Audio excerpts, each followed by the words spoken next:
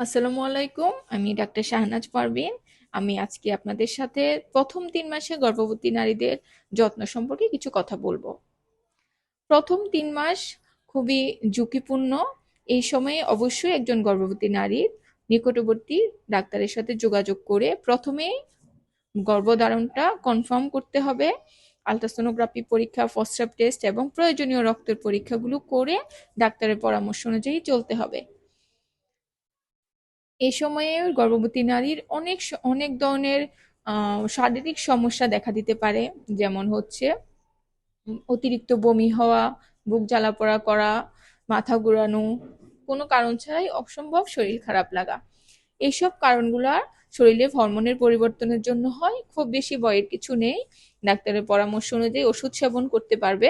এবং যদি যাদের বেশি বমি হয়, অতিরিক্ত বমি হয়, সাধারণত সকালে বমিটা বেশি হয়, সেক্ষেত্রে সকালে ঘুম থেকে উঠে সাথে সাথে ব্রাশ করবে না, নাস্তা খাবে না।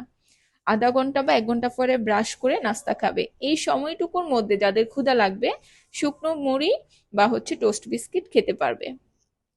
অনেকে একটু লেবু পানি খেলে বমির ব্যাগটা কম থাকে। আর মাথা ঘোরার জন্য যখন শরীরটা খারাপ লাগবে, মাথা ঘুরবে, একটু রেস্ট নিবে, সাধারণত ঠিক হয়ে যায় এবং প্রয়োজনে ডাক্তারের পরামর্শ অনুযায়ী ওষুধ খেতে পারবেন। বুক জ্বালা পড়া আরেকটা স্বাভাবিক সমস্যা। এই সময়ে রুগীদেরকে অল্প অল্প করে বারে বারে খেতে হবে, কারণ গর্ভবতী মায়েদের হরমোনের পরিবর্তনের জন্য খাবারের হজম প্রক্রিয়াটা অনেক ধীরে ধীরে হয়। সেক্ষেত্রে রুগীর পায়খানা কষা সহ হজম ক্রিয়ায় ব্যাঘাত ঘটে। সেজন্য বুক জ্বালাপোড়া হতে পারে। সুতরাং অল্প অল্প করে বারে বারে খেতে হবে এবং প্রয়োজনে ডাক্তারের শরণাপন্ন হতে হবে। বেশি করে পানি, শরবত, ইসবগুলের ভুসি, সবজি এগুলো খেতে হবে। তাইলে এসব সমস্যা থেকে অনেকটাই নিরাপদে থাকতে পারবে। যাদের চা কফি খাওয়ার অভ্যেস, তাদেরকে সেটা পরিমাণ কমিয়ে আনতে হবে এবং প্রয়োজনে চা খেতে চাইলে 1 কাপ রং চা খেতে পারবে মশলা দিয়ে। কফিটা পরিহার করাই ভালো।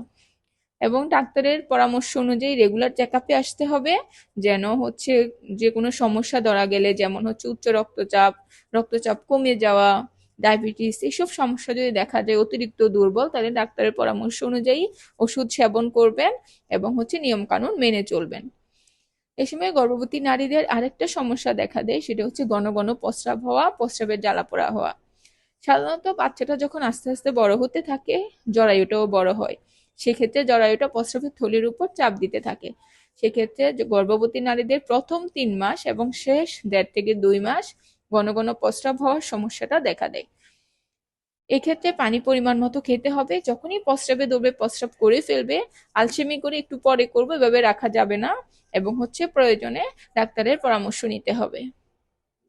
সকল পরীক্ষা নিরীক্ষা করে ডাক্তারের পরামর্শ অনুযায়ী চললে অধিকাংশ ক্ষেত্রেই এই সময়ে ঝুঁকি এড়ানো সম্ভব।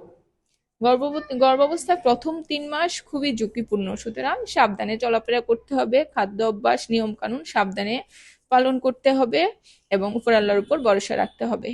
সাধারণত প্রথম 3 মাসে অ্যাবর্শন বা বাচ্চা নষ্ট হয়ে যাওয়ার ঝুঁকি থাকে অনেক বেশি। সেক্ষেত্রে ডাক্তারের পরামর্শ অনুযায়ী চললে সেই ঝুঁকি অনেকাংশে এড়ানো সম্ভব। তো আজকে এতটুকুই। সবাই ভালো থাকেন, ডাক্তারের পরামর্শ অনুযায়ী নিয়ম কানুন মেনে চলেন। ইনশাল্লাহ আল্লাহ ভালো রাখবেন। আল্লাহ হাফেজ।